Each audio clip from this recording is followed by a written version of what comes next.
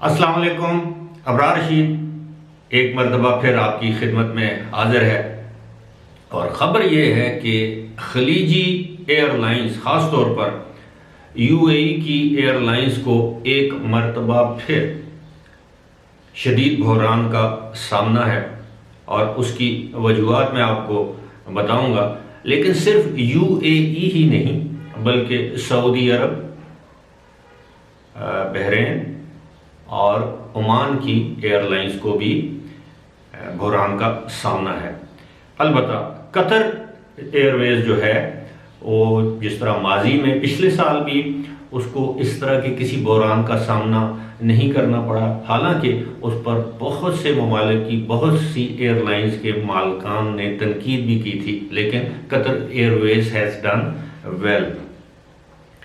अब आप सोच रहे होंगे कि ये बहरान का सामना क्यों है। इस बहरान के नतीजे में जो आम लोग हैं जो पाकिस्तान या इंडिया जाना चाहते हैं उनके लिए तो ये बहुत अच्छी खबर है, क्योंकि किराए बहुत ज़्यादा सस्ते हो चुके हैं। अब मैं आपको बताऊंगा उसकी वजह क्या है। जो इनके यूएई की में जो एयरलाइंस हैं, मिसाल के तौर पर एमिरेट्स है, इत्तेहाद है और फ्लाई दुबई है, मैं सिर्फ इन 3 एयरलाइंस की मैं बात करूंगा।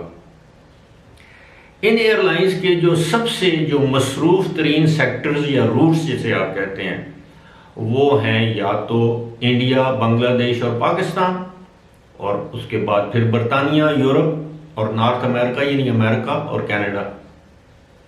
अब अमेरिका और कनाडा में और बरतानिया और यूरोप में तो है लॉकडाउन, वहाँ पर तो सफरी पाबंदियाँ हैं, फ़्लाइट्स को जाने की इजाज़त नहीं है, मुसाफिर ना आ रहे हैं ना जा रहे हैं, वहाँ पर तो उनकी फ़्लाइट्स मुतासर हो रही हैं।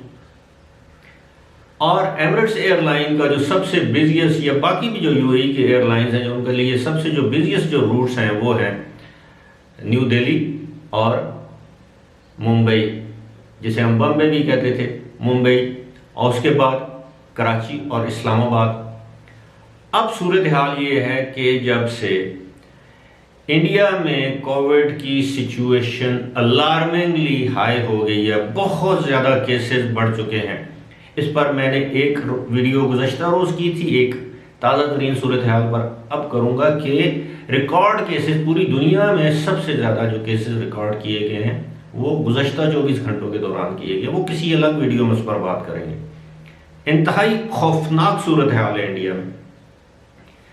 और अब सूरत हाल ये है कि इंडिया से जिस शख्स ने भी दुबई जाना है, दुबई के लिए उसको 48 घंटे पहले टेस्ट करवाना पड़ेगा। यानी पहले ये 72 आवर्स था, अब इसको 48 आवर्स कर दिया गया, यानी 48 घंटे। अलबत्ता इत्तेहाद एयरलाइन ने या इत्तेहाद एयरवेज ने ऐलान किया है कि उनके जो मुसाफिर हैं वो 96 घंटे यानी 4 दिन पहले भी टेस्ट करवा के अबू धाबी आ सकते हैं। लेकिन अबू धाबी आके जो आपको जिन मराइल से गुजरना पड़ता है वो आप मुझसे बेहतर समझते हैं, क्वारंटीन और ये वो। अच्छा, अब आते हैं अपने वो जो एयरलाइंस की मैं बात कर रहा हूँ। अब बहुत से यानी ऐसे इंडियंस हैं, क्योंकि इंडिया में वबा की सूरत हाल इंतहाई तशवीशनाक, बल्कि हौलनाक, खौफनाक, ख़तरनाक, खबरनाक, पता नहीं जो भी नाक आप कह लें वो है। खैर ये खुशी की बात नहीं है, ये अफसोस की बात है, क्योंकि हमारा पड़ोसी मुल्क है, इंसानियत है, इंसान है वहाँ पर भी। मैं हमेशा कहता हूँ कि मेरा इससे कोई ताल्लुक नहीं है कि किसका क्या दीन है, धर्म है, मज़हब है, मैं इंसानियत की बात करता हूँ। और वबा नहीं देखती, कोई मज़हब नहीं देखती, कोई नस्ल नहीं देखती, रंग नहीं देखती, तो इसलिए उनके लिए भी खैर की दुआ मांगनी चाहिए। तो जो इस वक्त लोग खलीजी ममालिक बिलखुसूस यूएई में मुकीम हैं वो इस मरतबा ईद की छुट्टियों समेत उन्होंने जाना था इंडिया में, अपनी तातीलात, छुट्टियां, वेकेशन गुजारनी थी, क्योंकि वहाँ पर स्कूलों में भी छुट्टियां होती हैं।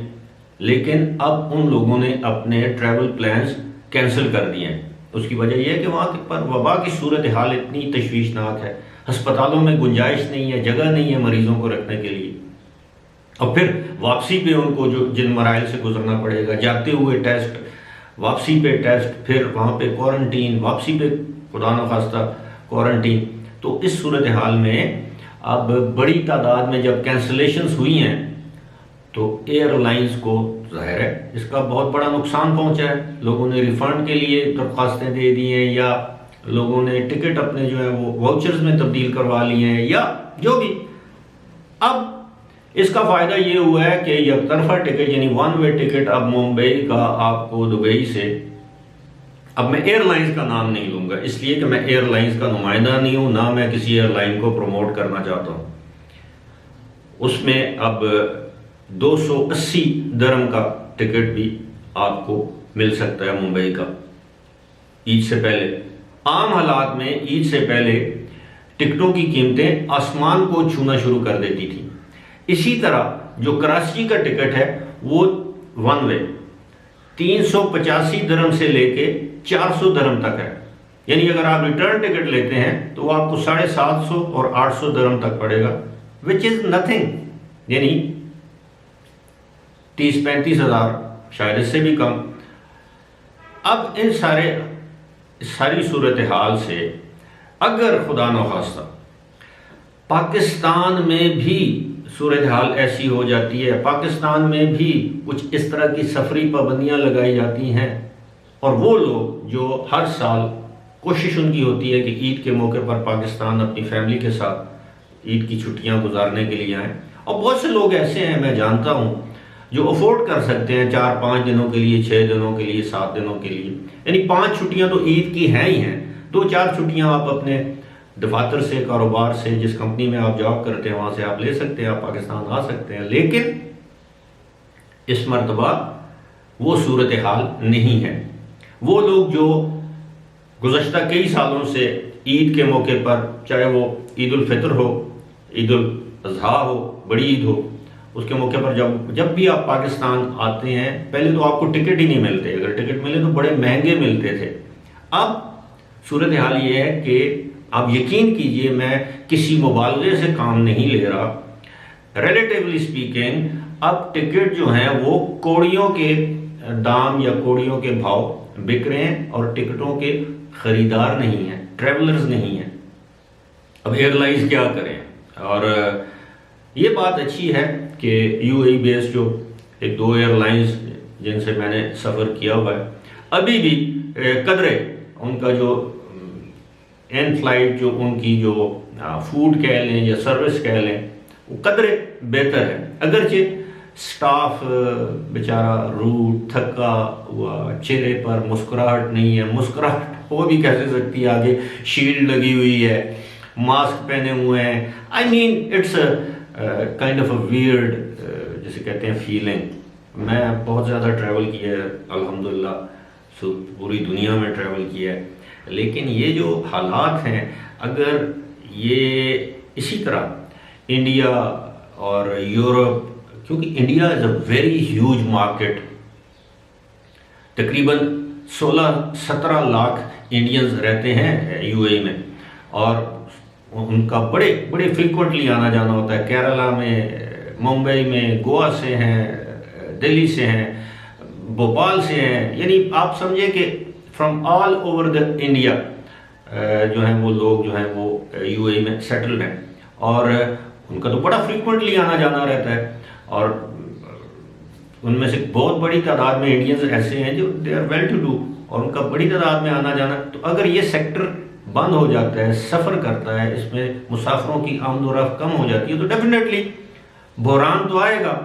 अब ये बहरान ख़त्म कैसे होगा? बहरान उसी वक्त ही ख़त्म होगा जब ये वबा ख़त्म होगी, और वबा कैसे ख़त्म होगी? जब वैक्सीनेशन होगी। और इंडिया जैसे 1 अरब 30 करोड़ 1.3 बिलियन लोगों की आबादी का मुल्क, उसको वैक्सीनेट करते करते भी वक्त लगेगा। बहरहाल अल्लाह से दुआ है एयरलाइंस के बहरान ख़त्म हो, हम लोगों के मसाइल ख़त्म हो, दुनिया से वबा ख़त्म हो, और जो लोग मुश्किल में हैं उनकी मुश्किलात ख़त्म हो।